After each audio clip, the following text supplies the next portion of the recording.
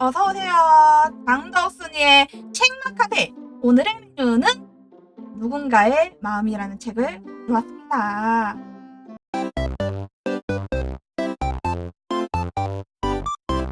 누군가의 마음이라는 책은 김민영 님이 글을 써주셨고요. 그림은 파인님이 그려주셨고요. 출판사는 창비라는 곳에서 출판하였습니다. 오늘 다룰 이야기는 그 내용을 다 읽지 않아요. 제가 기억하고 있는 것들에서 이렇게 이야기를 나눠볼 예정입니다. 그렇기 때문에 상세 내용이 궁금하신 분들이라면 구매를 추천드립니다. 그리고 좀 이거는 미리 얘기를 드리고 가야 될 것 같은데, 이 책이 누군가의 마음이라는 챕터랑 창가 앞에 두 번째 자리라는 챕터가 나눠져 있습니다. 그렇기 때문에 오늘 다뤄볼 내용은 누군가의 마음이라는 챕터고요. 거기에 나오는 친구들에 대해서 이야기를 좀 간단하게 나눠볼 겁니다. 일단 이 소절 먼저 읽을게요. 앞표지에는 이제 누군가의 마음과 그리고 글 쓰신 분, 그림 그려주신 분, 출판사가 이렇게 되어 있고요. 이제 뒷표지를 읽어볼게요. 알듯 말듯 엇갈려온 우리 사이 언젠가는 닿을 수 있을까? 저는 이 책 내용을 읽었잖아요. 느낌이 와요. 왜 이렇게 맞나? 틀린가? 이거를 하는지 알겠습니다.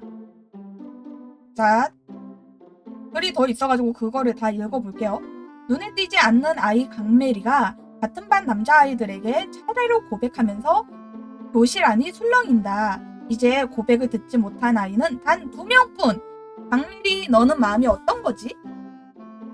그러니까 이 말 따나 이 메리라는 친구가 1주, 2주 텀을 두고서는 남자애들을 돌아가면서 고백을 하는 사건이 일어나요.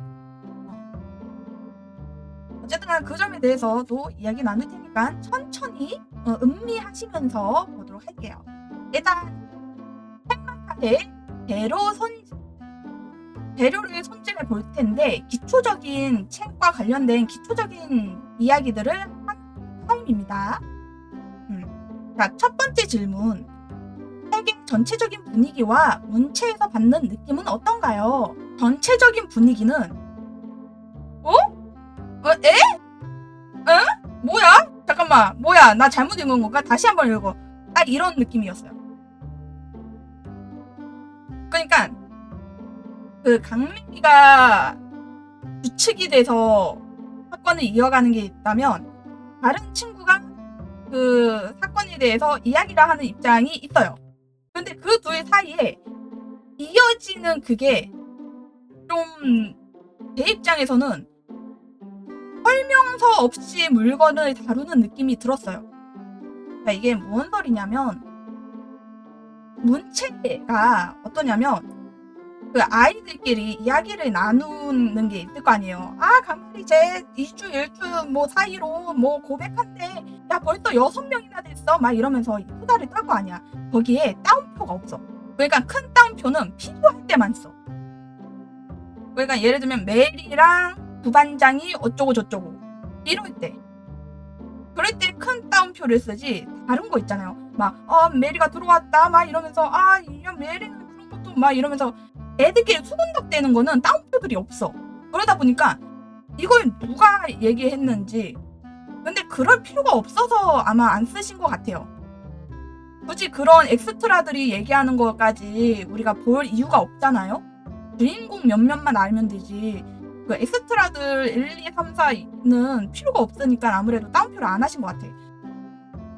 그런데 나는 그거가 조금 버거웠어요. 나 지금 뭐 읽고 있지? 이런 생각을 많이 들었어. 이거 생각인가? 아니면 혼자인가? 아니면 친구들 사이에서 얘기 나누는 건가? 좀 헷갈렸어. 그래서 어떻게 보면 문체가 아니야.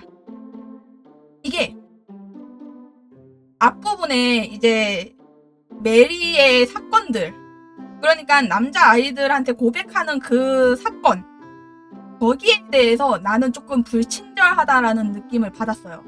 그런데 이 불친절한 것들이 나중에는 그 뒤 이야기에는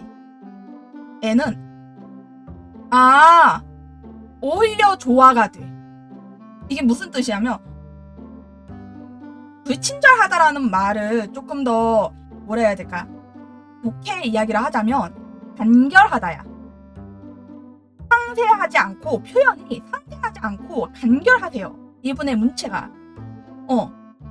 그렇기 때문에 처음에는 솔직히 좀 불친절하게 느껴져. 그런데 이제 이야기가 진행이 되면서 오히려 간결해서 좋다. 그렇게 느껴집니다. 만약에 간결하지 않고 처음부터 그렇게 조금 상세하고 뭐 비유 들어가고 은유 들어가고 그랬으면 좀 진이 빠졌을 것 같아. 보는 나도. 그런데 오히려 점점점 좋아진다. 그런 거는. 그리고 이제 두 번째 질문. 제목과 내용은 얼마나 잘 맞는가? 만약에 제가 이 글을 쓰고 제목을 짓는다면 저는 나는 누군가의 마음을 할 것 같아. 진짜. 그러니까 누군가의 마음이라는 제목 없이는 이 글이 이어지지 않아요. 뭐 예를 들면 메리의 마음. 내 친구 강메리라 하기에도 희한하고 내 친구 영표 이러기도 비중이 있는 애가 아니야. 그렇다고 화자, 그러니까 말하는 화자가 막 비중이 많고 막 큰 갈등을 겪고 그러는 애가 아니야. 그런데도 되게 이 책이 신기한 건 메리 입장도 궁금하고 그 영표라는 친구 입장도 궁금하고 나라는 애의 마음도 궁금해. 그러니까 그 마음이 왜 얘는 이렇게 행동하지? 왜 얘는 이렇게 선택했지? 이게 궁금해. 그렇기 때문에 누군가의 마음이라는 제목 없이는 이거는 성립되지 않아. 이 책의 내용이 저 제목이 없이는 좀 이해하기 버겁다 라고 생각합니다.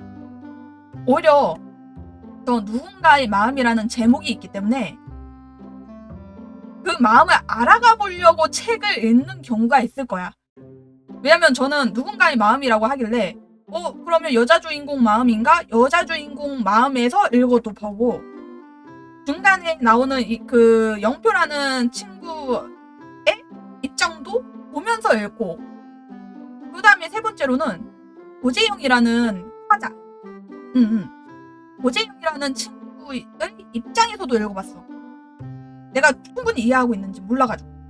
그런데 진짜 강메리 파트에서는 너무 힘들었어. 그걸 이해해주기에는. 그런데 점점 이제 대영이 파트에서 읽으니까 이해가 조금씩 돼. 어쨌든 그랬다. 자, 이제 세 번째 질문으로 넘어가 보도록 하겠습니다. 이 책이 말하고자 하는 메시지는 무엇인가요? 그거는 작가의 말을 볼 때인 것 같아요. 내가 작가의 말을 읽어드릴게요. 이 김민명님의 말이 뭐라고 적혀있냐면 가장 어둡고 슬프지만 가장 빛나고 아름다운 한때를 보내는 청소년들에게 다정한 미소를 보내드립니다. 이렇게 얘기를 해.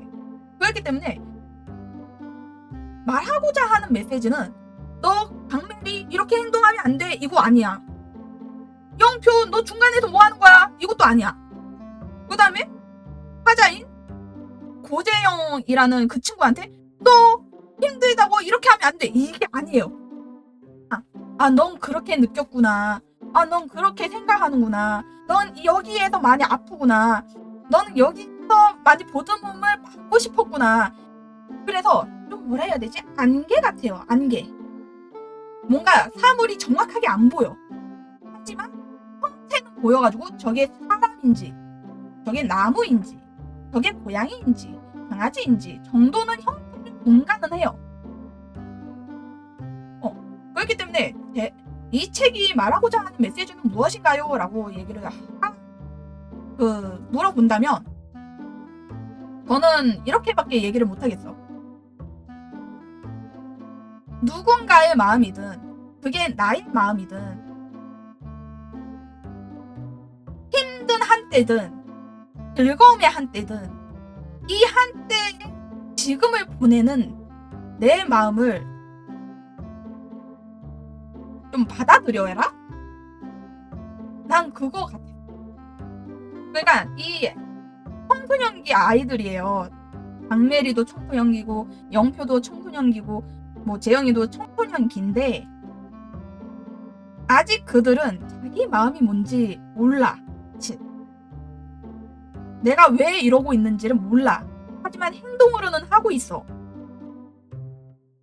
그러니까 모를 나이대예요. 사춘기 때는 자기가 왜 이런 행동을 하는지 감정적으로 어떤 문제가 있는지 그거 모를 때야. 근데 이제 성인 입장에서 제가 성인이다 보니까 성인 입장에서 이 글을 봤을 때는 그거밖에 모르겠어. 나의 행동 그리고 그의 원인이 되는 감정을 받아들여라. 저 이렇게 받아들였습니다. 사람들마다 느끼는 게 다를 수 있어요. 하지만 나는 그렇게 느꼈다는 거. 자, 이제 재료 손질은 끝났다. 이제 책마카드의 레시피를 이제 공개하도록 하겠습니다. 자, 그러면 첫 번째 질문. 결말은 해피엔딩인가요? 아니면 열린 결말인가요? 네, 열린 결말이고요. 엔딩과 관련돼서 상세하게 얘기 못 드린다는 점 알아주셨으면 좋겠습니다. 열린 결말입니다. 그리고 이 결말이 메리라는 친구, 영표라는 친구, 재영이라는 친구 이 세 친구들의 결말이 다 열려 있습니다. 하나로 이어지지 않아요. 박메리의 엔딩 그리고 영표의 엔딩, 재영이의 엔딩은 섞이지 않아.